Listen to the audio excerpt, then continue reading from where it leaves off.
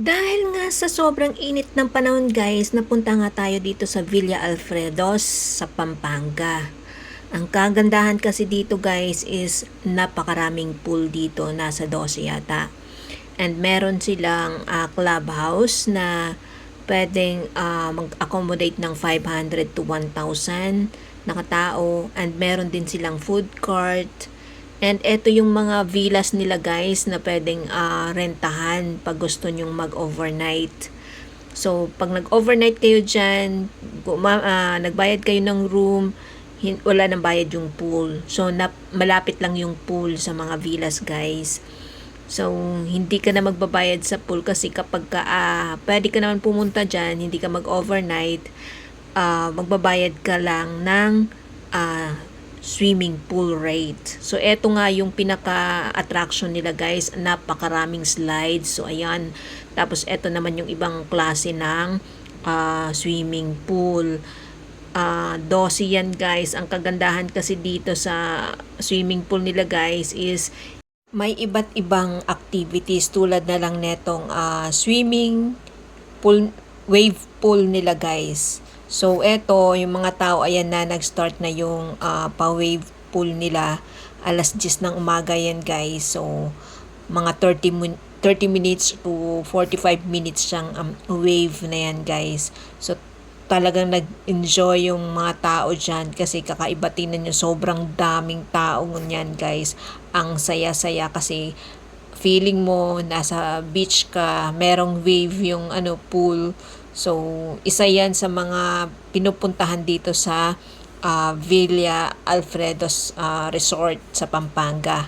Yung wave pool nila guys, mag-enjoy ka talaga. So, maliban dito sa wave pool nila, napakaraming pool na maraming slides. Yun ang kaibahan dito sa mga nila guys, sa swimming pool.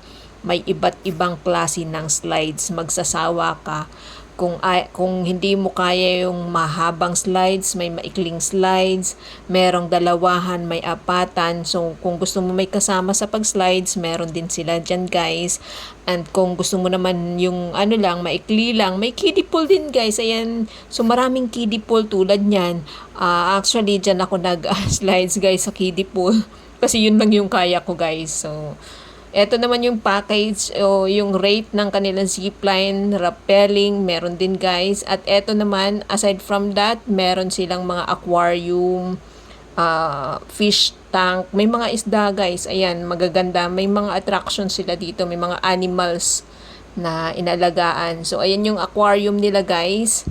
So, ayan, free lang din yan. Kasama yan din sa entrance na pag pumunta ka dyan. So, ito yung mga hayop na inaalagaan nila guys. Pwede kayong makipag-usap or hindi nga lang, siyempre bawal yung magpakain.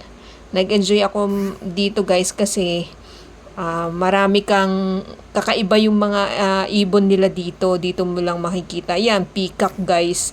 So, dito may makikita kang mga iba't ibang klase na ibon. Tapos, meron pang isang ibon dyan, guys. Maliban sa peacock, merong ibon dyan na parrot na tuwang-tuwa talaga ako, guys. Kasi, nakipag-usap at kulitan talaga ako sa kanya, guys.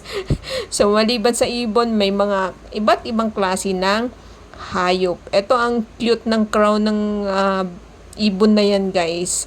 So, yan. Isa pa rin klase ng ibon. Tapos ito guys, ang kulit na itong ibon na to. Hello! Ano daw? Ikaw pangit. Pangit mo!